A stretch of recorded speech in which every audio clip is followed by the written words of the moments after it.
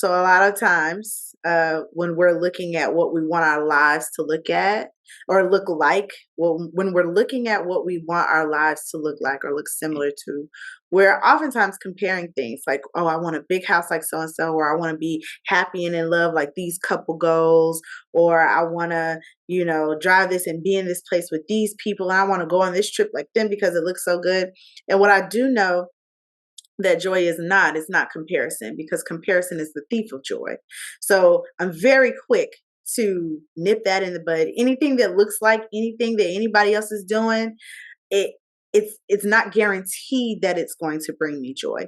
Doing the things that your soul must have, living an authentic life, these are all sources of joy.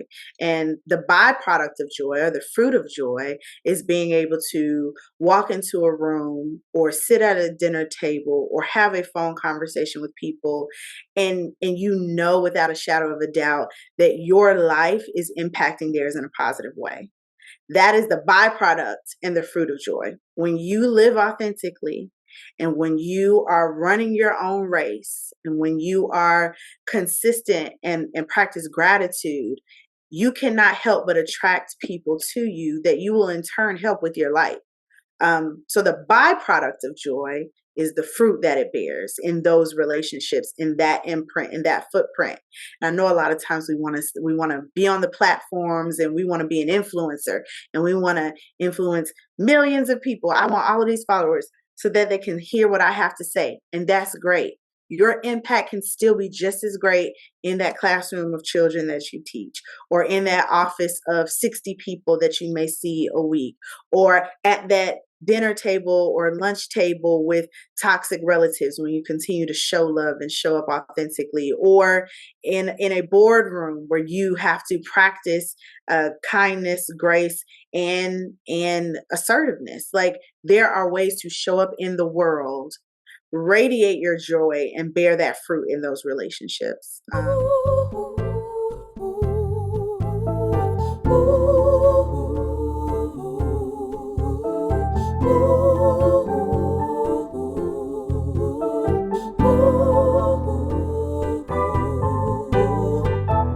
What's happening with you beautiful people? It's your host, Drake, or B Drake, back with another Makings of You. And this morning, this afternoon, this evening, we're happy to introduce to y'all Byanka. Hi, everybody.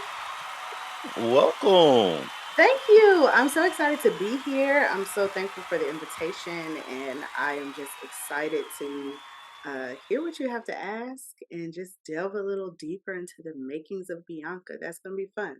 Oh, look, she come ready, y'all. She came ready. Okay, I'll just let you know. Oh, I did not mention before. But you got somebody with you. But if you need to grab some tissue, anything like that, Do I that's need absolutely tissue? okay. We don't know. I need tissue? You may not. Wait, what? You may not. 'Cause it's just I may not. I may not. I may not. exactly. These are the same questions we ask all of our guests. Okay. Okay.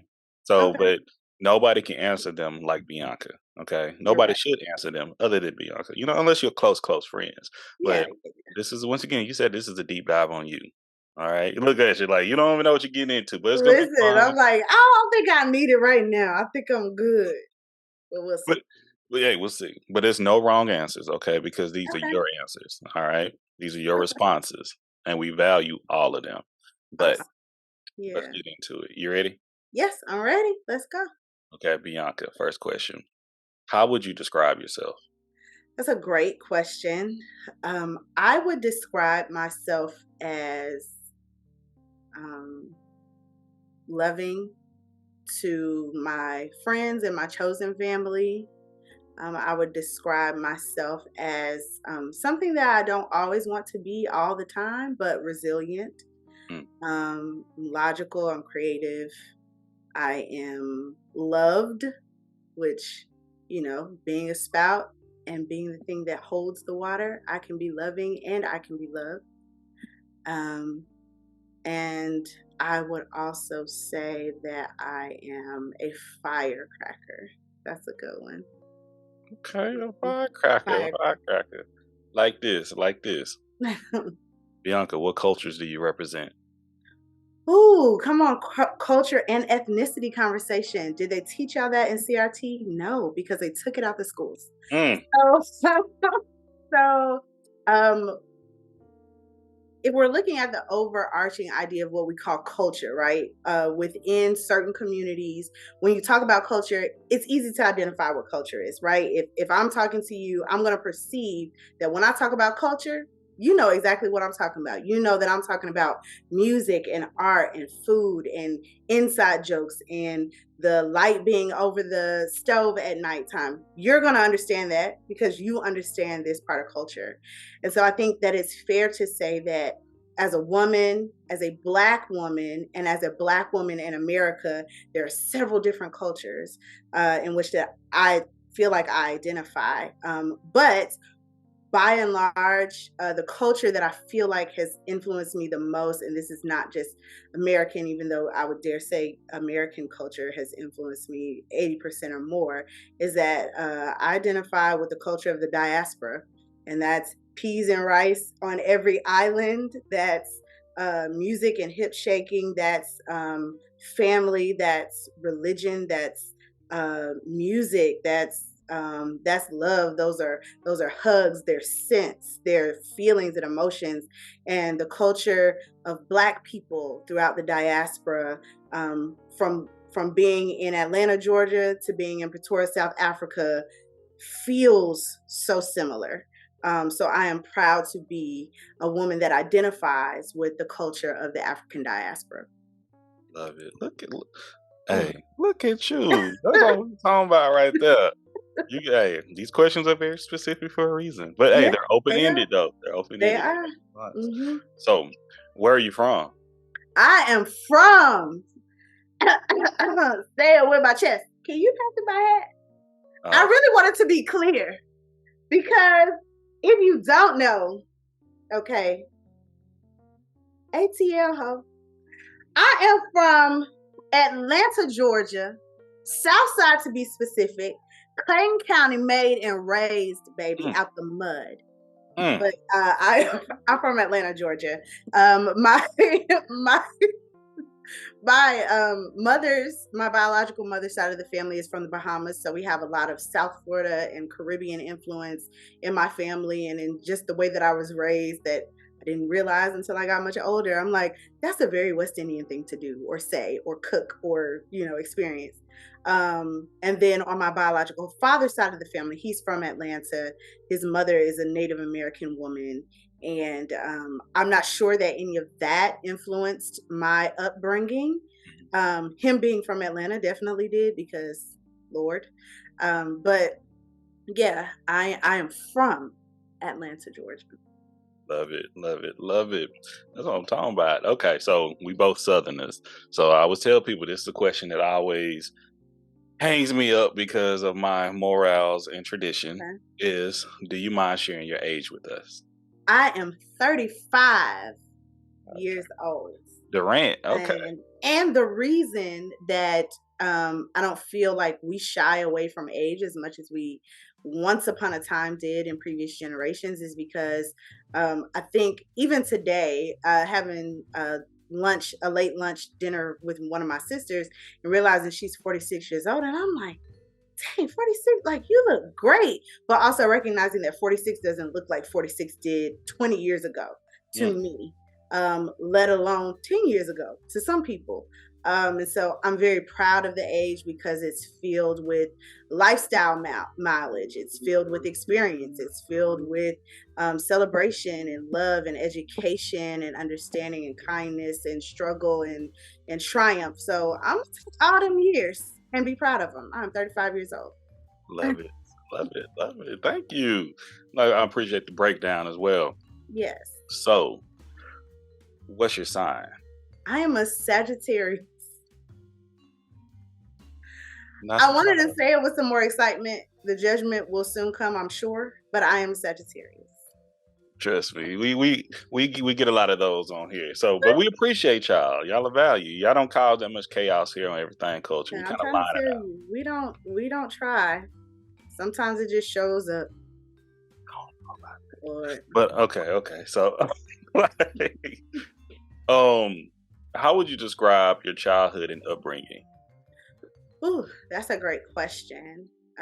So uh, I say that I'm from Atlanta because Atlanta is what I know. I moved here when I was around 3 or 4. My biological parents were in the military, and so we lived. I was born in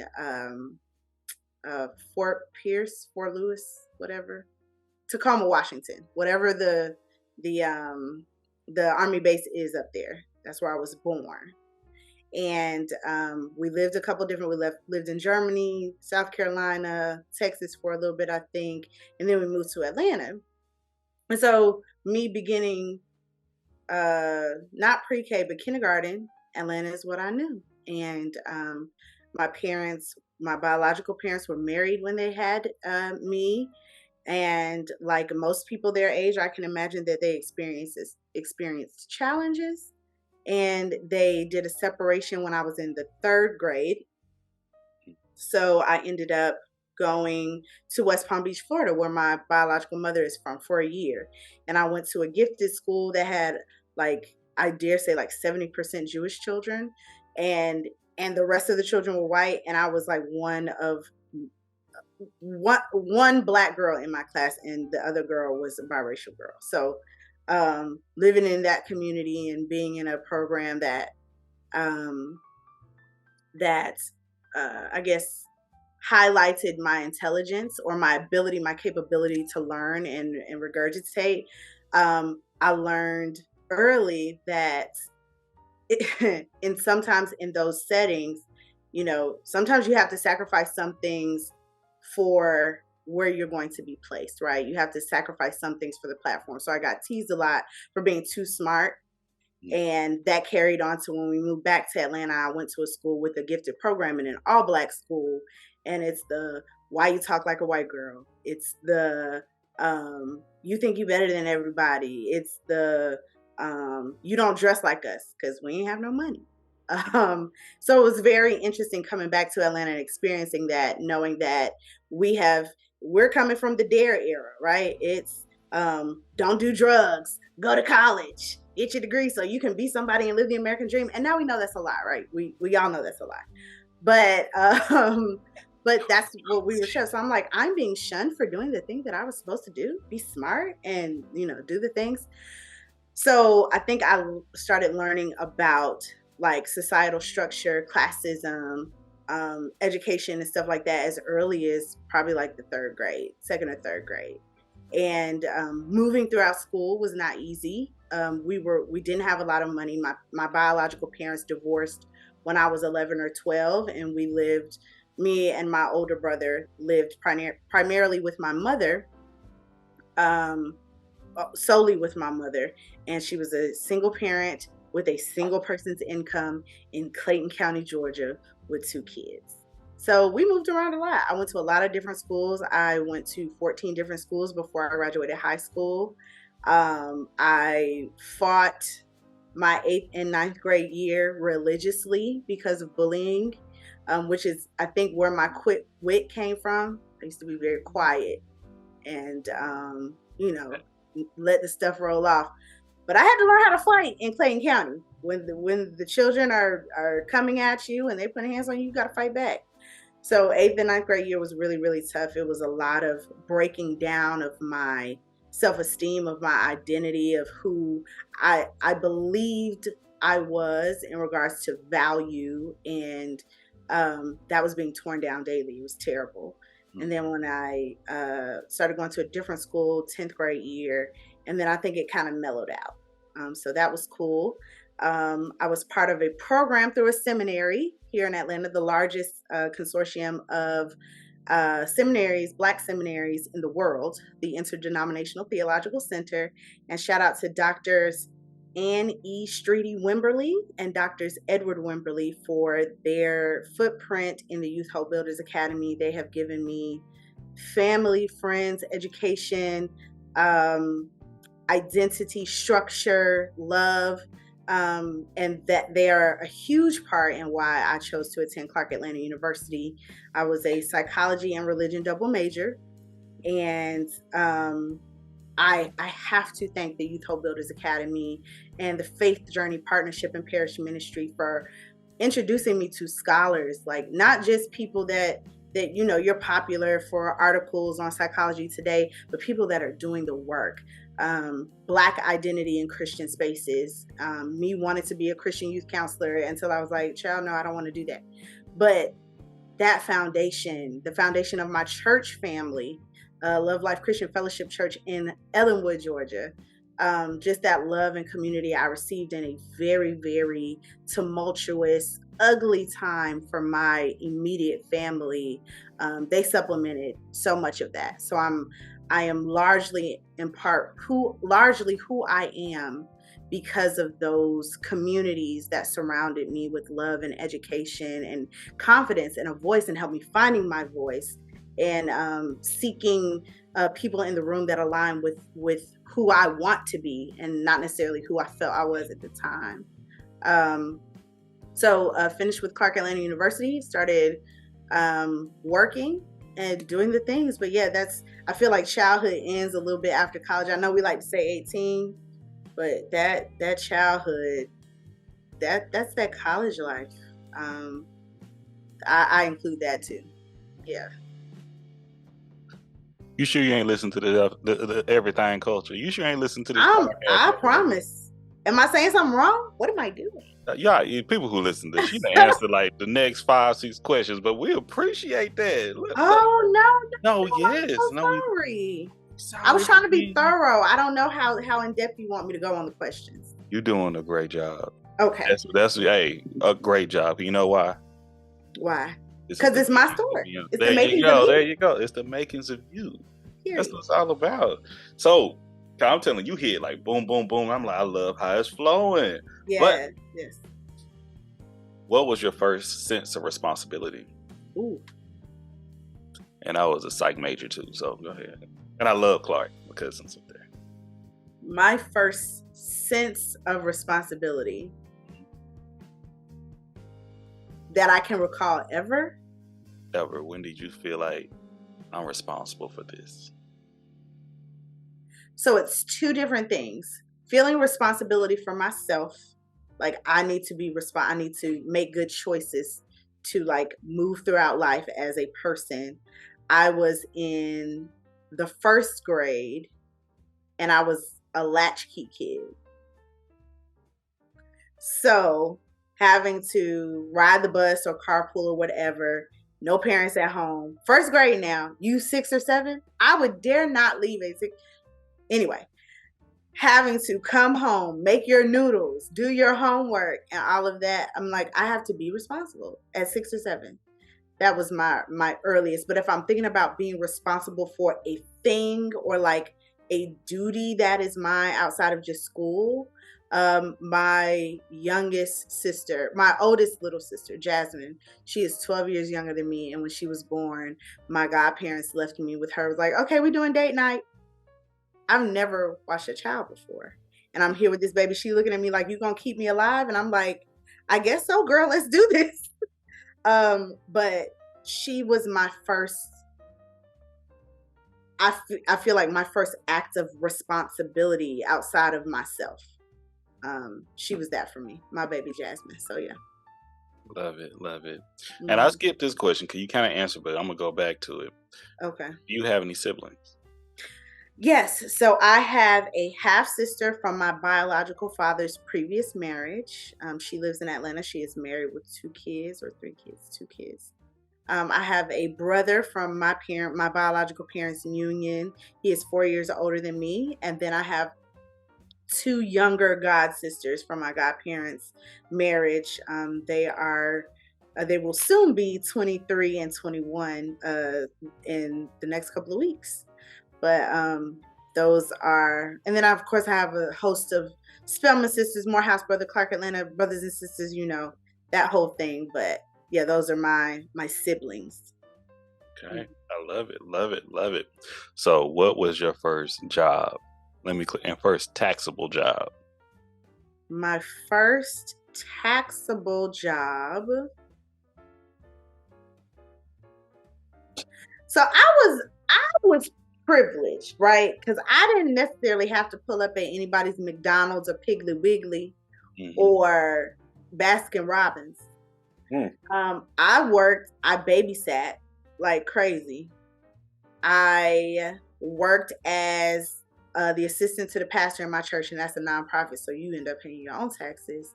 Mm-hmm. And I think my first job, and I worked at the church summer camp and stuff, but that doesn't feel.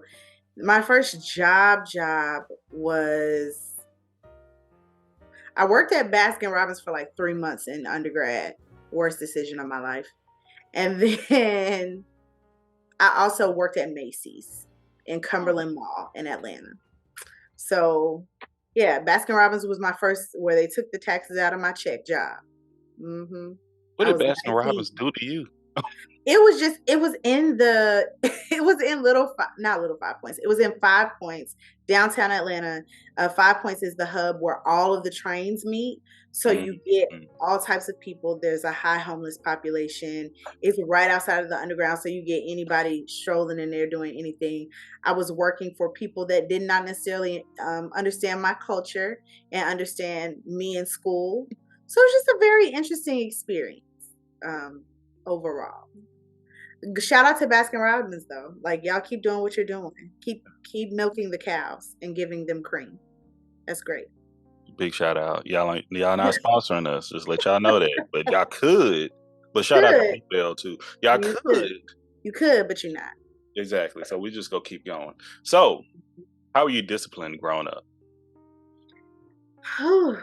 I was disciplined by not being able to go to things. That was the biggest thing because I was extreme. I tried to be social, but didn't realize that we were poor and being social costs money. So I think some of the things I was told I couldn't go to because we didn't have no money. And then some of the things were because of my mouth or my behavior. Never my grades. I always had good grades, but my mouth or my behavior, particularly my mouth when I got older. I got very opinionated.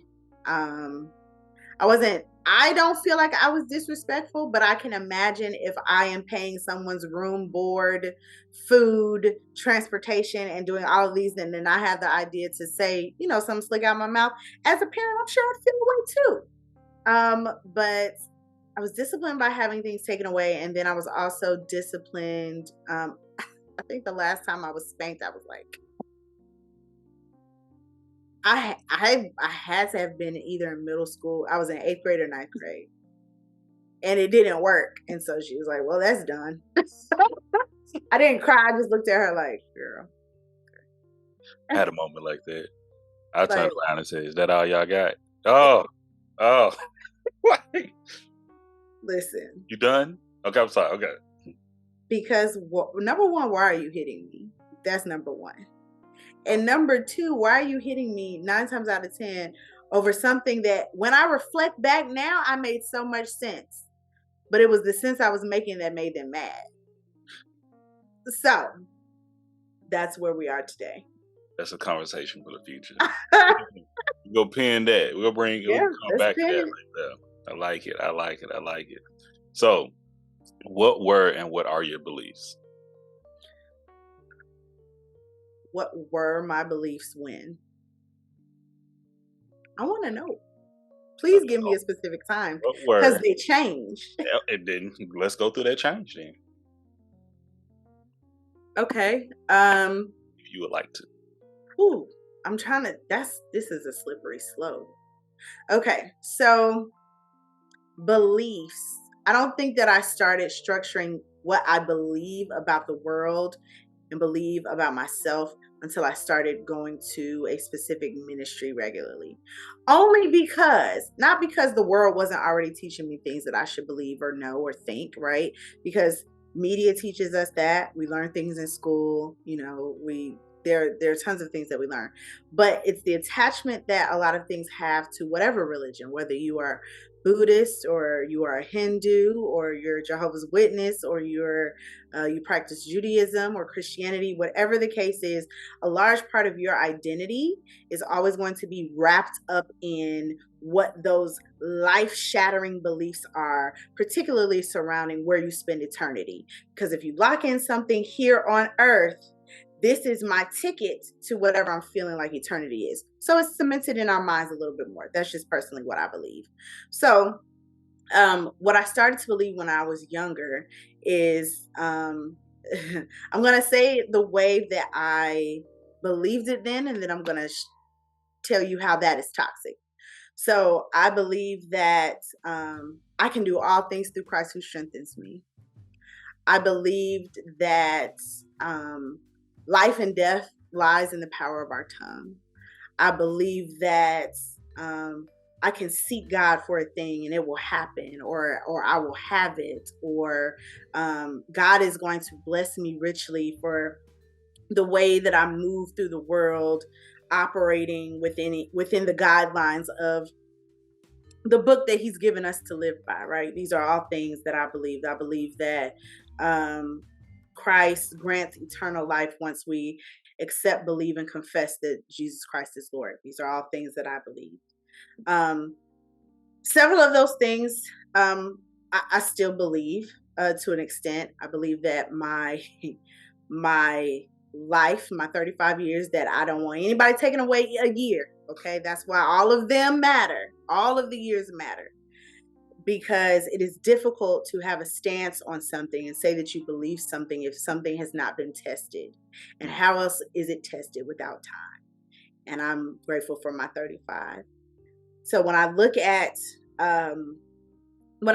how I attach my identity, my future, my relationships to my faith, a lot of ways, and this is something that I probably started recognizing around 2015, is that a lot of the things that we do are not necessarily a reflection of our heart's posture.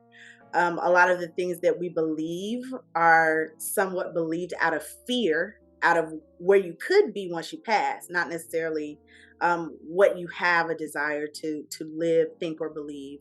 And then the other thing is that a lot of that rhetoric indicates that God is your genie at your personal service, which is dangerous, and it's inflammatory when you say it like that. But if you look at a lot of our rhetoric, when the praises go up, the blessings go down. Who said that? Who? I want to see it. So I've done a lot of reading. I don't think, maybe it makes you feel good that this demonstrative exhortation or this demonstrative expression of your belief, of your faith, or your love is what is going to cause God, the almighty, omniscient, omnipresent one, to give you whatever you want just because you tickle his fancy or her fancy, or you throw platitudes. You're so amazing, you're so strong, we love you forever, and then I'm gonna get something back. God is not a genie. That's why life looks the way that it looks. If God was a genie, do you think your life would look the way that it looks right now? I don't think so. Regardless of all the good that you can do in the world, life will still happen. And so I went through a time in my faith and in ministry where I felt like I had to choose between my mental health and my faith walk.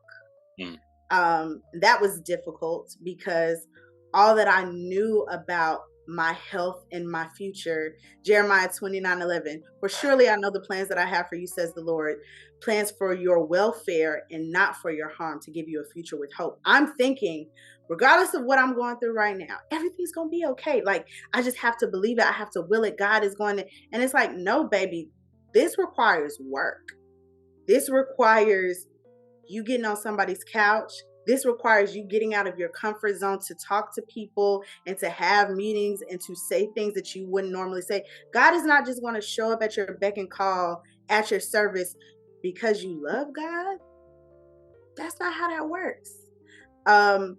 It sounds very simple to say. It sounds like, well, yeah, we know at 35, I know, but being raised in the church and being conditioned to believe that all of these different things that I'm doing are going to pay off in the end, as if my good deeds and my great heart posture were just my ticket to something good. It wasn't like, oh, you don't really have to feel it. It's like you fake it till you make it. You just do. No. Um, so that's now, as an adult, I do believe in the message of Jesus Christ. I believe in the love and the redempting power of Jesus, and the Lord's church, which was just a whole bunch of people like you and me that may be having margaritas at Bar Taco and somebody speaks a word into you that's not even deep or spooky, but it's just like, I see you, I love you, you know you're talented, I want to support you, how can I show up? Right? Doesn't have to be all of the fog machines and the strobe lights and the people singing CCM on a loop. It doesn't have to be that. So I I'm just saying. We just Um, had this conversation the other day, but continue. Not I'm you just and saying. I, but it's happening. Yeah. So I believe in the love and the message of Jesus Christ and the redempting power of Jesus and the Lord's church. I believe in the power of uh medicine. I believe in the power of therapy. I believe in the power of community. I believe in the love of community. I believe that everybody that we um, interact with in this life is for a purpose, to teach us a lesson, great or small. I do recognize that there is God in all people, even those people that you don't even want to talk to. I believe that we will have to account in some way. It may not be some great long line outside some big pearly gates, but we will account in some way for all of the things that we've done, good, bad, indifferent, big or small. And I believe in living a life earnestly and truly that reflects how not how I want God to perceive me when I get to the gates, or how I want this person to perceive me, but how I'm okay with saying that I'm living my life. Am I okay with treating a person poorly? Am I okay for cussing somebody out because they truly don't understand? Am I okay with being manipulative or deceptive? Am I okay with lying? Am I okay with not giving 110% when I already have the green light to say, baby girl, this is your time to go? Like, you can do all of these things. You're like, am I discrediting the gift giver by not operating fully in my gifts? Am I okay with living like that? So I think that the more that we align ourselves, the more that I have aligned myself with what I truly believe in my faith, as it relates to love and redemption and community, the more I am making decisions that I feel like are a reflection of who I truly want to be and want to be and leave a legacy for on this earth. Wow, love it. I feel like that was a lot. I'm so sorry. That was so No, deep. hey, hey, I said it before. This is the makings of Byanka, and it's the reason why we ask these questions. Once again, this episode you can share with your friends, family, people that's trying to get to know you, like, because this is important. You know, you're important. Everything you said right there, connections happen for a reason, and Yeah. everything culture is big on community. You know. Yeah. And I'll tell you our mission statement later. I think you've heard it before, but all in all being said, our next question: Hmm. who has been the biggest influence in your life? The biggest influence. That's so tough. Hmm, that's a blessing to have that. Yeah. That's so tough. The biggest influence in my life. Yeah, I probably should have got some tissues. So, when I was around 12 or 11, we started going to this church. The pastor at that church was mentored by my grandmother when they lived in West Palm Beach. And we started going there when my parents were going through a very ugly, tumultuous, um, damaging divorce, right? And this couple, who are now I call my godparents because it was very strange to like find a title for them, and I think we figured it out with the word godparents. But my godparents really made an effort to see me in ways that I couldn't, wouldn't, and couldn't and wouldn't see myself, and probably never would have seen myself had they not taken the time to make the mute girl from Clayton County talk in these youth sessions or on trips or when I'm with them. They have shown, and it's so interesting. A lot of this conversation is are things that I said. The homegoing was today, so this is my godmom's uncle, her mother's sister's husband. And when I was explaining to my friend, how I'm connected to the family and all of that stuff, a lot of these things that I'm about to say, I said earlier today, which is why I'm like, man, this is confirmation, and it's a reminder to love on people and to let people know exactly how you feel about them while you still have the opportunity. But my godparents are the reason why I am not a mute girl from Clayton County, Georgia. They are the reason why I've had so much experience with this is gonna sound funny, with stepping out and just doing whatever the fuck I want to do. And when I say that, it's not in a disrespectful way. It's just that I was bound by so many, you're poor, you're unattractive, you can't do this, and you gonna have to figure this out, and blah blah blah. And it's just like, no, do it all. You want to do it? Just try it. And I never knew that world existed. They have affirmed me and my gifts. They have welcomed me into their family. They're who I spend Christmases with and all of my birthdays with, and brought me my first car, paid my tuition, got me my first off-campus apartment. They still parent me to this day. This is my goddad is part of the reason why I negotiated so well going into my current job, to where like there was nowhere else for me to go unless I moved positions. So calling them for advice, talking to them about men, going to brunch with them, and happy hours, and trips and hugs and phone calls, and like genuinely laughing and recognizing what family and love feel like and look like. It would absolutely be my godparents, Angela and Daryl Finney. Wow. Yeah.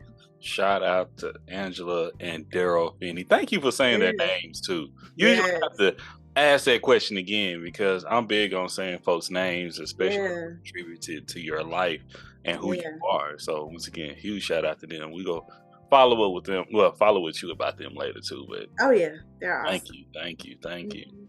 So Uh-oh. your hobbies. So in addition to being the baddest bitch, no, I'm playing. What do I like to do? I love music. So the You other don't part of say. my life is music, and so I love playlisting. I love listening to new artists. I love listening to old music that I've listened to 10 million times. I love music. I love going to hear live music in the city. One of my favorite bands is the band Smoke with Larry Wilson. That's my boy. Eva Kennedy is an amazing artist in Atlanta. Dee Bake is an amazing artist in Atlanta. Carrie Epps, Mia Laquan, my people. They're just so amazing. Xavier Janae, just great entertainers on the Atlanta music scene, the independent scene. So I love going to hear live music. I love listening to music. I love spending time with my little sisters. Anybody that knows me knows, if I am ever with my rats, and I call them my rats, we started calling that each other that when the word ratchet got popular. I don't know, it was short for ratchet. So my rats, I love my little sisters. I love spending time with my God family. We in the pandemic we started doing Taco Tuesdays weekly. So spending time with them was the highlight of my weeks most times because we're locked inside. I like trying new restaurants. I like hosting things at my house. I had a Grammy watch party. I had some other event here, a listening party for a friend. What else do I like to do? I do like to travel. I like to anything. I like to say that anything is fun if you have the right company.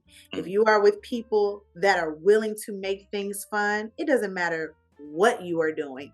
Me and my friend that's here right now, we went to this hookah lounge by my parents' house. Yeah, very much giving quotes. By my parents' house, and it was just hookah. Like everything else was a la carte. So you had to, I think they had liquor to buy. They didn't even have liquor to buy. They had games there, they had TV, but like you could bring in your own food, you could bring in your own liquor. Nobody was there. It's the middle of the day on a Sunday. We go, we play Jenga, we get cups and drinks from the Publix next door. We put one of our speakers in a cup, our phones in a cup to mm, make music. We had our own. It's about the company. It's right. never about what you're doing. So I'm sorry. It's never about what you're doing exactly. So I think that anything is fun. Even the most mundane tasks or events are fun with the right company. Mm, love it. I absolutely agree to that as well. Yeah. But it doesn't matter if I agree or not, because this is the makings of Byanka. If y'all tuning in, y'all make sure to like, share, follow. Make sure to Please. check out Byanka and the great things that they're doing. We go drop them handles in the description. All right, Yes. next question. We need Okay. your recommendations. Okay, Okay. if you could recommend a book, a movie, and a television series, what would you recommend? Um, okay. Eloquent Rage by Brittany Cooper.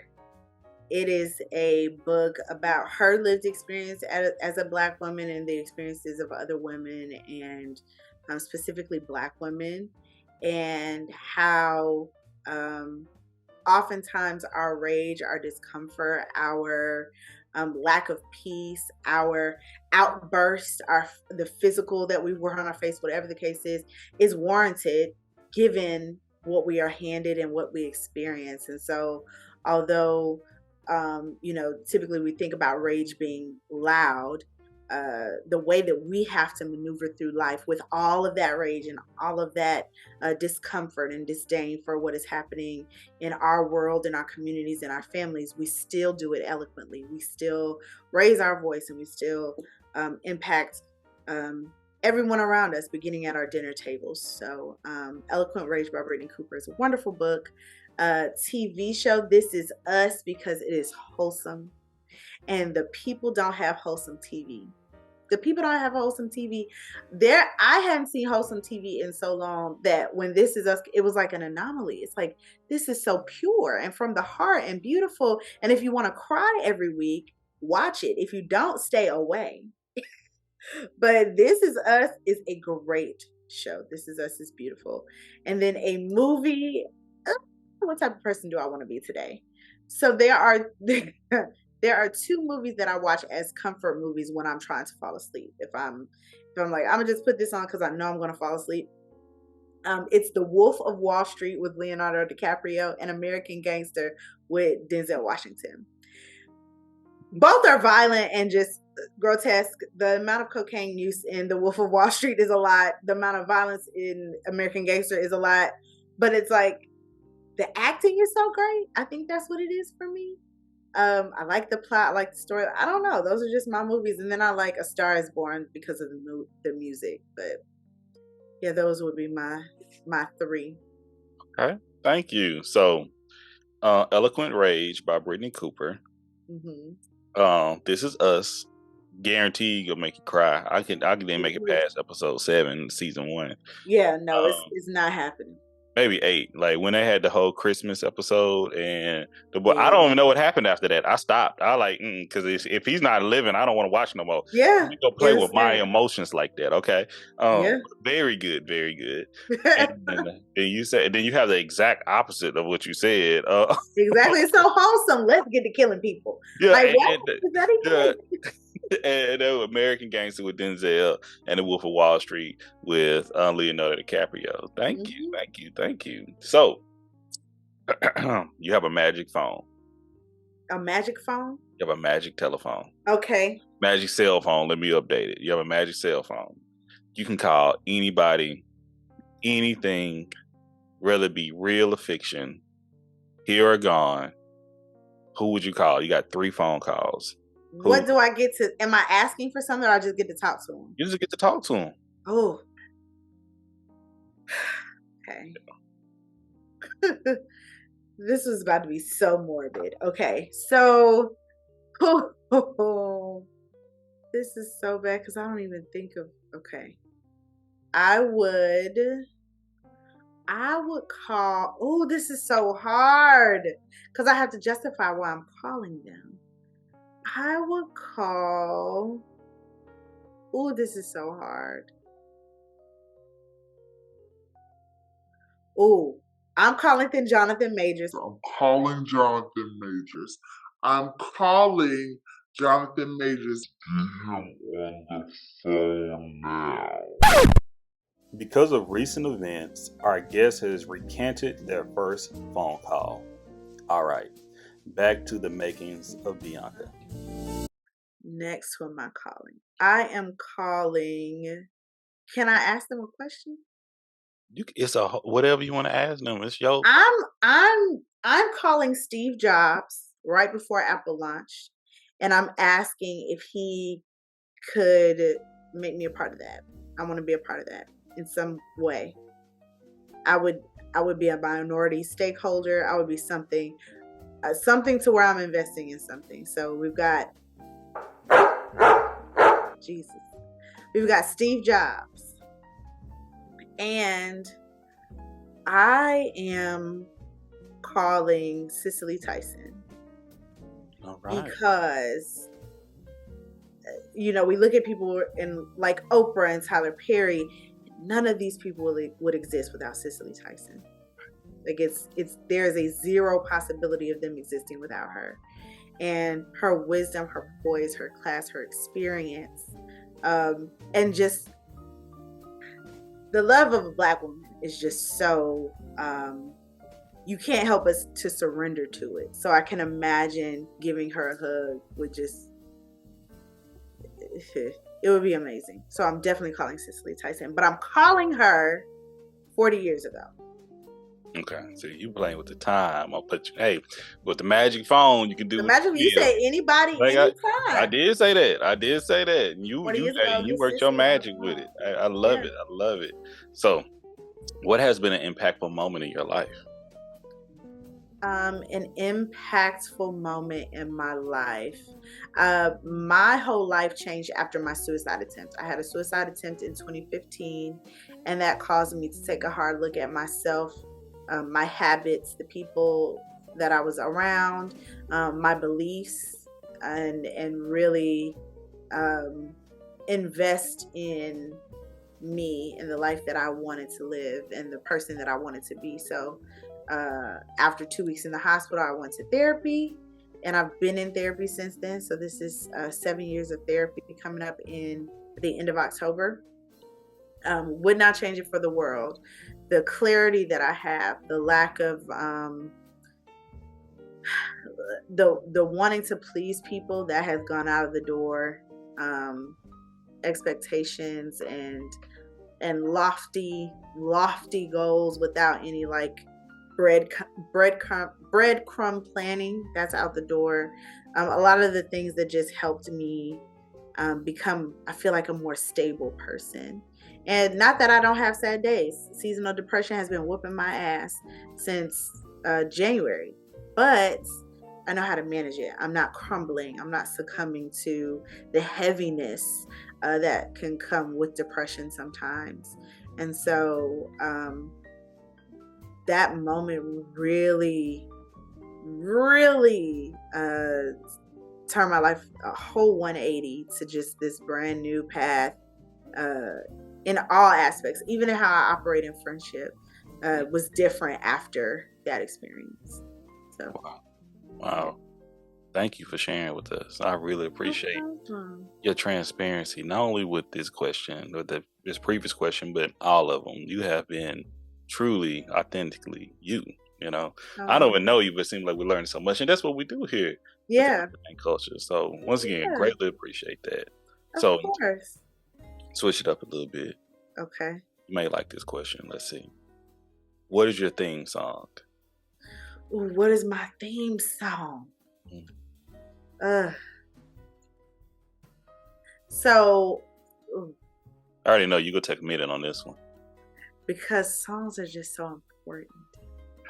Um, so my favorite song is different than I'm pulling up my Apple Music now because what's not gonna happen You can is, share your favorite song, but I didn't ask for your favorite song. I asked I what your know I'm main. trying to Yeah. get a little bit of, it's like the library in my head is just going crazy right now. So I'm like, what is it?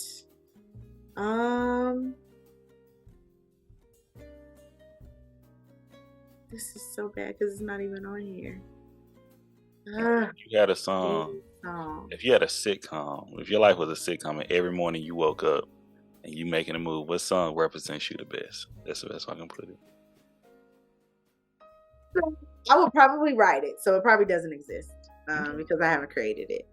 But if I were to choose from an existing song,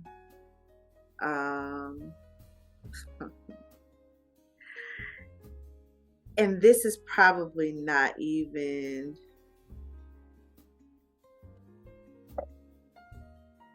ugh. You know what? And I probably would write it. So to be clear, I would write the song. It doesn't exist. But if I had to choose one, it would be Church Girl by Beyonce. That tends to just encompass all of the things. Wow. There's liberation, there's freedom, there's joy, there's acknowledging pain, and there's also acknowledging systems of oppression that don't really serve you and looking over those to live your best life. So I appreciate Church Girl by Beyonce. Okay, that's a new one too, ain't it?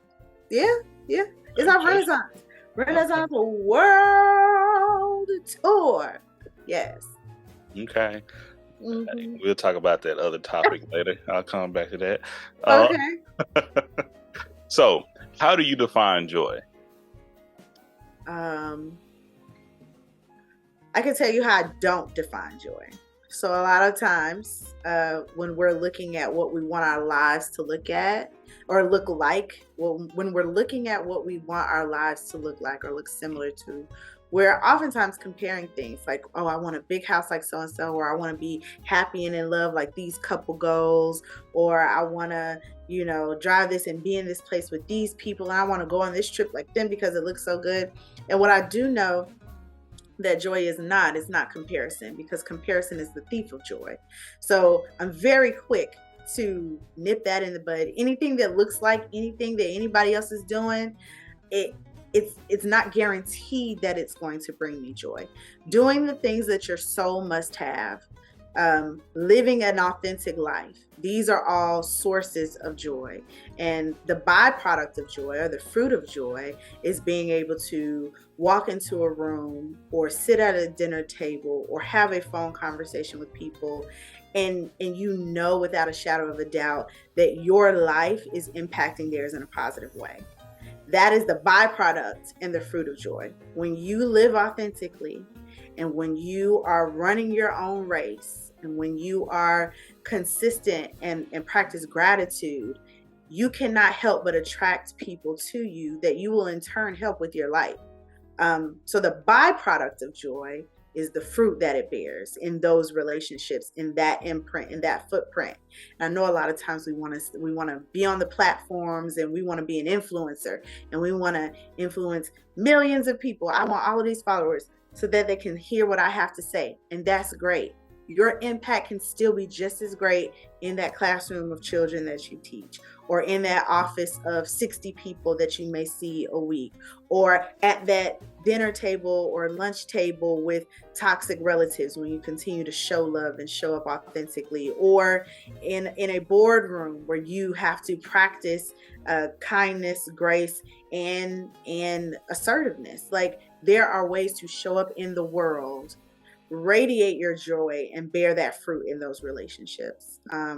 So I feel like identifying joy is easier when we're able to identify what the fruit looks like, because typically when we describe a joyful person, we're looking at their countenance on the outside. We're saying, oh, they always look so happy. Like Twitch.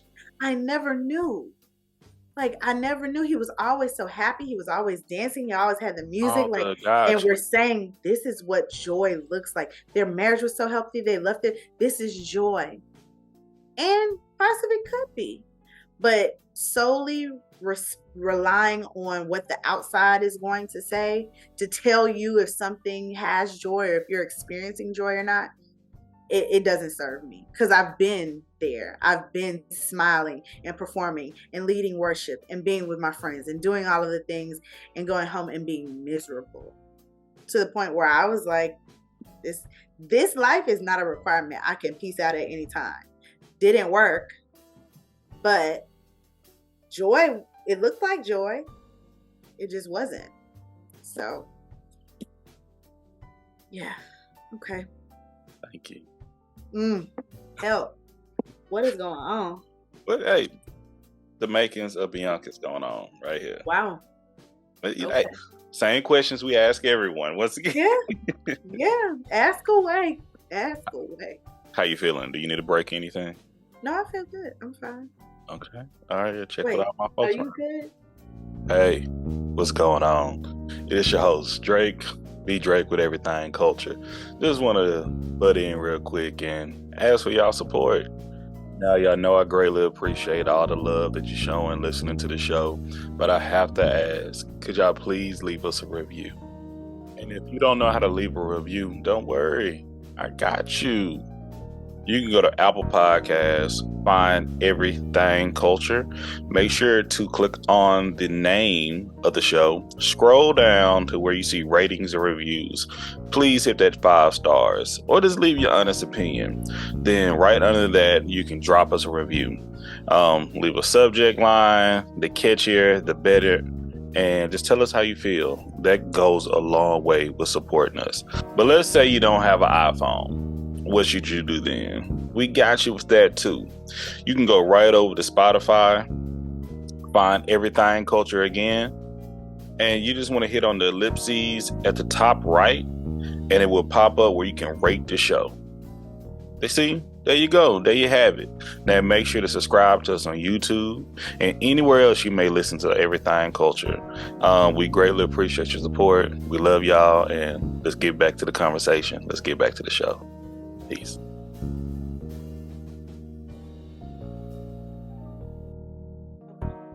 Okay. Hey, friend, thank you for being good.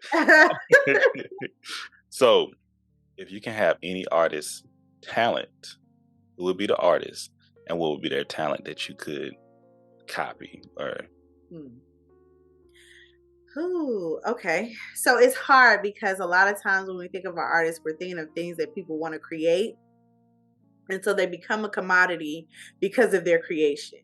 But you also have to keep outputting. Like, you have to keep creating or keep achieving or keep doing unless, you want to be disposable. So I'm like, do I want to be doing anything that would require me to do that? But all jobs do. So somebody asked me a question similar the other day. They asked me what singer I would want to be. And I said Jasmine Sullivan, simply because Jasmine Sullivan and the vocals are top tier. Do I want that talent and have nothing to show for it? Like, I don't think I want to do that, because there are tons of greatly talented singers that have never reached a Jasmine Sullivan platform. So just having the gift doesn't mean that I would be able to even live that life or be on that platform just because you have the gift. So if I could say, see, this is my long game brain. And all of that is just not okay. I would, you know what I would do? I would be Serena Williams. I would be Serena Williams, because although her talent requires a lot of like body output, which requires a lot of body maintenance and training and all of those things, she doesn't have to keep doing anything to remain relevant, right? She's broken records. We know that she is the greatest athlete, and I'm going to say that Serena Williams is the greatest athlete of all time. I would put it on a t-shirt. If you want to be mad, argue with your mother. That has nothing to do with me and her amazing talent. So the greatest athlete of all times is Serena Williams. And so I would want to be her and have her talent for tennis. Although she would dare say that her sister is a better tennis player. But I can't tell because Serena is Serena is all things. And the life and the legacy that she's going to be able to build with her talent, that is something that if I cared about, grabbing other people's gifts, it would be that. She's amazing. Okay. Love it. See, I thought we was about to have 2 Jasmine Sullivans in a row. I'm like, no, because everybody knows a Jasmine Sullivan at their local church. Like, it's not the talent is not for that particular lane is not what makes you great, because there's one in every church. So I'm like, what sets you apart? That Serena Williams, that Beyonce energy, that Janet energy, that's different. That's different. I'll share my opinion later. I'm gonna share my opinion now. See, okay. The talent, I may not want the notoriety for it. I may not want the fame to come with it. I want the talent for my own personal use. If I could sing like Jared Levert just to my damn self, I'd be happy. That's me though. Okay, I don't care like all that whatever get me some places, but I like some things just for myself. But that's me. I hear you. I ain't mad. So, but we on to our next question. And that is, what privileges do you benefit from? Pretty privilege. Say it again. No, I'm playing. And that is not something that I say easily or in a cocky way. It's just that I recognize that especially when I was younger, there's a lot of stuff that I got away with just because I look nice. There's a lot of stuff that I can do now because I look a certain way that other people could not. And most of that has to do with men. And now we're centering men in a conversation. But that's the way of the world. What privileges do I am privileged because of my education.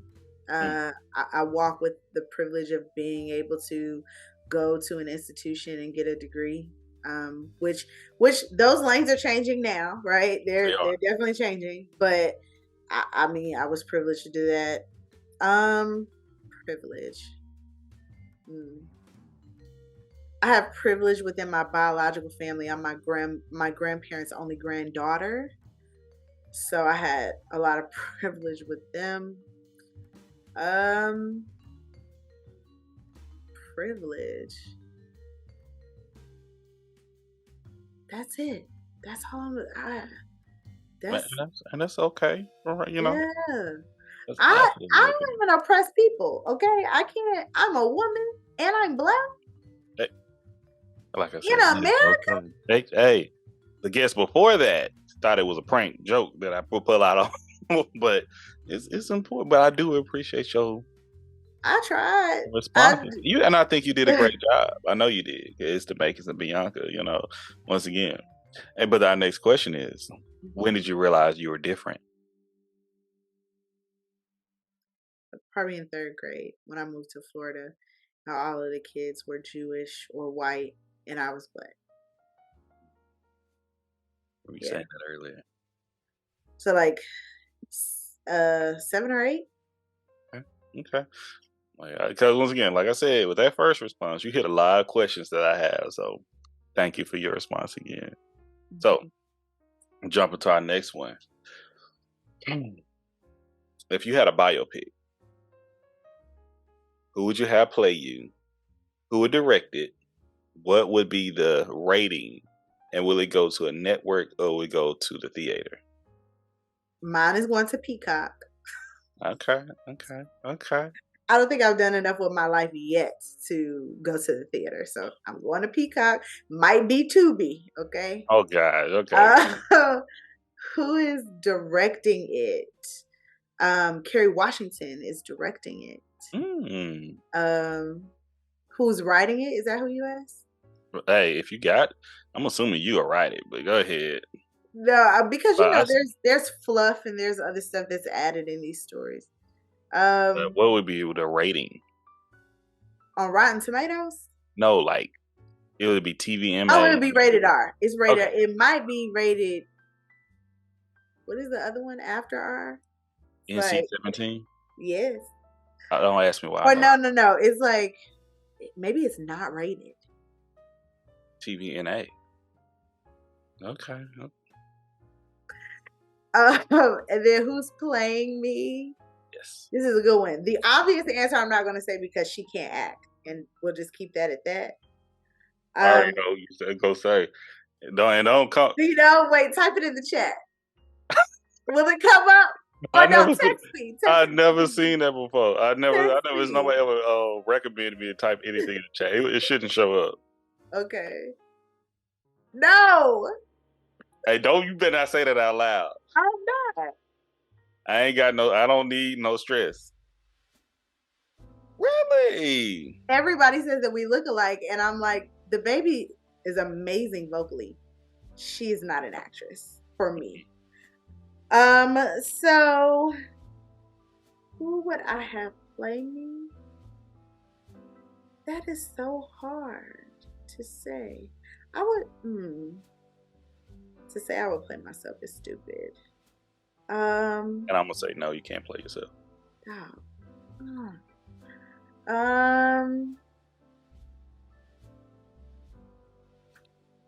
That was funny. This is so hard. Dominique Fishback. Oh, okay. She can play me. She can play me. Hey, I done watched Swarm about 4 times already. Really? I like it. Okay. I'm a fan. I'm from Houston, so they started out trying to move to Houston. See, this is another thing. Hey, and they kicked it off very well with that, and I was like, "Hey, this is gonna be good." Cause it was very like we supposed to be doing a review on Swarm either tonight or tomorrow, so I'm gonna hold out at y'all. Just gotta look for that with Black Horror Humor. Y'all know that's the other podcast, so gotcha. I don't know if you watch horror movies, but we cover that. No. Okay, so we take. I like suspense and thriller, but not horror or gore. I don't like gore, but I love horror. I love the edge in your seat feeling. They're like, what's gonna happen next? I don't like being scared. And I love sci-fi, so I'm like, it's a different feeling. It gets you moving, get the people going. Okay. Exactly. But that's enough about that. It's more about you. So, next question. If you were rich, money was an issue. Let's say you're wealthy. Like, you can do whatever you want to do with your money, but you had to have one career, one job. What would it be? I would do events. I would have an event space, but I would also have an event company that travels. That's what I would do. Super dope. Super dope. I like that a lot. Okay. You coming into the stretch, okay? You got maybe. Okay. Hey, are you feeling good? Yes, I'm good. Okay. This is a would you rather. Okay. So would you rather go back in time and speak to your younger self, or would you like your future self and come and talk to you now? Which would you prefer? I would go back in time. Back in time. What age? Like 9. Okay. 9 or 10. Would 10-year-old Byanka listen to 35-year-old Byanka? Yep. Because nobody was talking to her. So, of course. Yeah. Love it. Next question. How do you relax?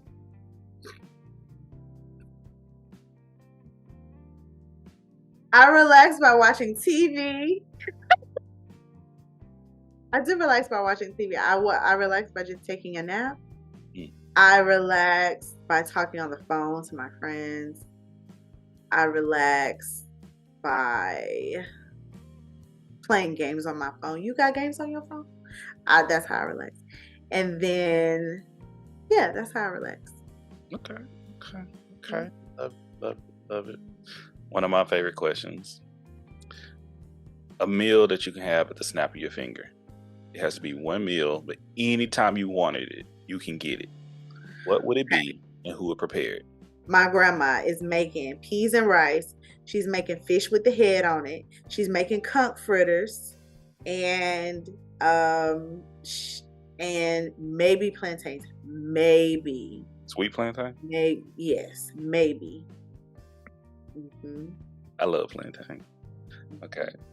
I never had conch fritters though. I never had conch, I don't believe. Conch I've heard some good things about it. The texture is similar to either calamari or not clams, mussels. Mussels, yeah. On our previous guest, Aisha, she talked about conch and how that was her main food was conch, hands down. Mm-hmm. Where's she from?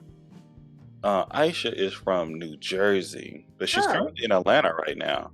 Well, no, not. She's not in Atlanta right now. She's off on she's in Kuwait right at the moment. She's in the military, but she good people. I seen the makings of her later. But hey Aisha, but we're talking about Byanka right now. So Byanka, how would you want people to remember you? I am one of those people. It wasn't until I watched Lauren London was on Angie Martinez's podcast. So Lauren London was on Angie Martinez's podcast, and she talked about how she thought that her views on death were like very morbid, because like she always thought about death and she never talked about it in a weird way. I am the same way. She's my Sagittarius sister, and I was like, wow, you get me, girl. I have always, for as long as I can remember, and part of it is probably tied to my thought that I did not value this life to be here because there was so much like heartache and like struggle. So I always thought about my funeral or my homegoing and what I like got songs playing, the people that's gonna sing, who's gonna eulogize me. I'm like, all I want y'all to do is play Earth, Wind and Fire. I don't want no sad funeral music. I want everybody to go do karaoke after. Like, I've always just thought about all of the things that I want to happen with such a morbid experience, right? But never how I wanted people to know me or to view me or to think about me, because I wanted them to experience something that reminded them of me. So like all of the music and the having fun after and the fellowship with people that you haven't seen in a long time, that's me. I'm always bringing the celebration, the party, the fun, the memories, the laughs, because those are the type of memories and experiences that I like to create for people and myself. So I believe that with the life that I lived, not necessarily what I want them to think of when they think about me, but they will absolutely know that I loved everyone getting together. I love community. I love my friends. I value friendship. I value showing up. And everything else is on a case-by-case basis. Like you can't tell people how to experience you. You can hope that you are treating them well enough for them to speak well of you, but you can't win everybody. And that's probably just like the sad part of it. But that's a very small percentage juxtaposed to the people that I know will have fond memories and loving memories and excitement and, do it every year. Shoot, celebrate. Love it. Yeah. I love it. I love it. I love it. You got 2 more questions. Okay. Am I boring you? Are you boring me? Man. I'm asking. Absolutely not. Okay. You gotta ask our people. Y'all better not be bored. Okay. This is not. We are enjoying all of this. I love it. What changes do you want to see in your culture? It's very difficult to change the things that I want to change within the culture that I identify with without systems acknowledging wrongdoing and providing ways for those changes to be made. And so when I'm like, oh, it would just be so easy if we just, it's never that easy, not in this country, not in this part of the diaspora. And so the changes that I would like to see are largely held in place by systems of oppression, systems of poverty, systems of inequity in ways that I don't necessarily think can just be debunked or snuffed out if all of the people within the culture I identify with got together and like, let's make a change. It would not happen that way, unfortunately. So,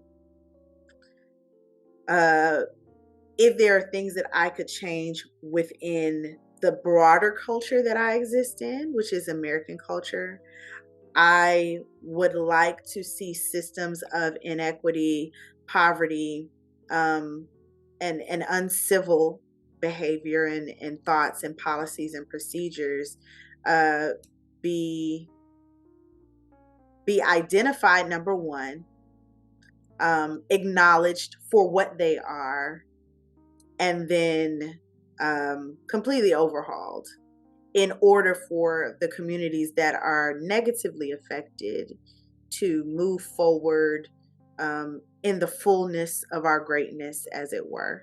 So, yeah, that is my response without getting to Asada Shakur on y'all.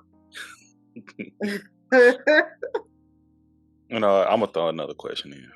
Okay, throw it in there. What are you bringing to the culture? Ooh, I'm so glad you asked. I am bringing, um, I'm bringing my mother's hands, and I'm bringing my grandmother's voice, and I am bringing years of resiliency. I'm bringing years of recipes and dances and song lyrics passed down 9 generations. And I'm bringing authenticity and joy. I am bringing consistency and defense to my culture. I'm always going to defend the culture. I am bringing love and uniqueness to the culture, as well as community and grounding to the culture. Wow. So that's what I'm bringing. Wow. I'm glad I asked. We appreciate the response. The last question we have for you, Byanka, Okay. Yes. for the makings of Byanka. Yes. How can we support you? Whew. That is a great question, and I am thankful for those of us that have the mind to ask that, because it puts that back in the hands of the person that is needing the support to identify what works for them. Oftentimes we want to show up for people, and we want to show up in the way that we would want them to show up for us, and that's not necessarily helpful, right? So I thank you for that question. I tend to be supported most by people who are affirming and who remind me of my goodness and my light, particularly in these moments like the last 2 or 3 months where I have not felt like myself, or I've not felt worthy or exemplary or remarkable.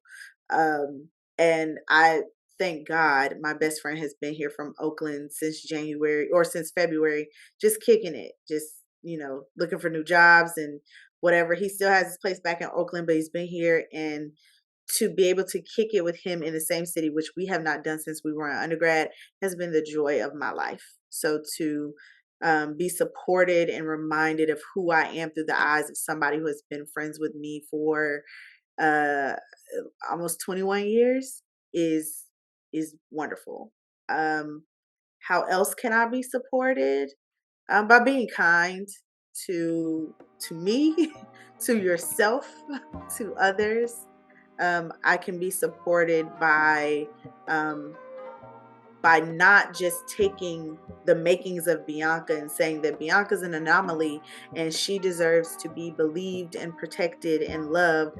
But when you're thinking of doing that for me, you extend that same grace to other Black women, regardless of whether or not you think they are worthy of deserving of love, belief, and respect.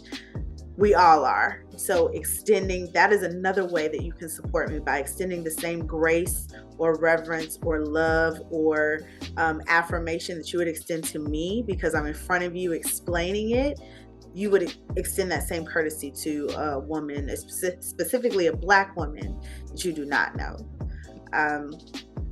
How else can I be supported? By not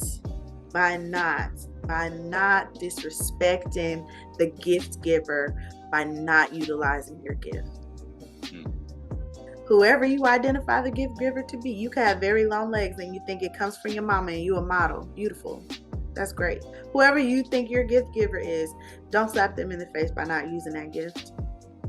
And every gift use is not going to be on some grand scale. Everybody's not going to be at the Met Gala. Somebody got to be at Waffle House. That does not change the impact of whatever your gift is. So yeah, those are ways that you can support me. And then of course, whatever I roll out with in the future, or different things on social media and music platform related, if you would like, comment, subscribe, share, repost, do all of the things for Lovely Melody and the different platforms that I have and the wonderful artists and creatives that I support, that would be fantastic. Wow. Oh, absolutely. And we love it. And you kind of leaned into right where I was about to go with it next. Mm-hmm. If the people are looking for you, well, hold on, wait, before we get to that, you did it. You done it. You completed Makings of You with Everythang culture. I'm so excited. I did it. I made it out. Was it difficult? Was it hard? I've been trying to tell folks be scared. I try not to think too much, but sometimes you can't help yourself. Oh, you're a thinker. I don't hear all that. And it's good to be a thinker, in my opinion. You know, how you were talking about how so much negativity and things on television. It's so much shallowness on television when I see. Oh yeah, absolutely. You came with it, and we're grateful for you. But if the people are looking for you and you're trying to be found, where can they find you? The people can find me on TikTok at Lovely Melody, LUVLEEE Melody. That is my @ you can find me on Instagram at Lovely Melody, LUVLEEMELODIE. You can find me on Twitter at Lovely Melody with 2 E's, and Facebook as Byanka Danee. So that is where I can be found. Okay, and we love it, and thank you again so much. This has been an absolute pleasure. Time and time again, I tell folks it's like it's needed. Once again, folks need to hear. Absolutely. I guarantee it's another Byanka out here in this world that need to hear the Makings of Byanka. So thank you again, and I'm gonna leave this with our mission statement of Everythang culture, and that is. Our mission statement comes from the words of Dr. Martin Luther King Jr., and that is, he believed that men hate each other because they fear each other. They fear each other because they don't know each other, and they don't know each other because of segregation. And because of segregation, we have miscommunication. So we built this podcast on the pillars of respect, communication, and consistency, so we get to know each other, so we can love one another. So I want to say thank you again. Of Byanka, course. Lovely Melody, and we look forward to having you back on the show in the future. God bless. Absolutely. Peace.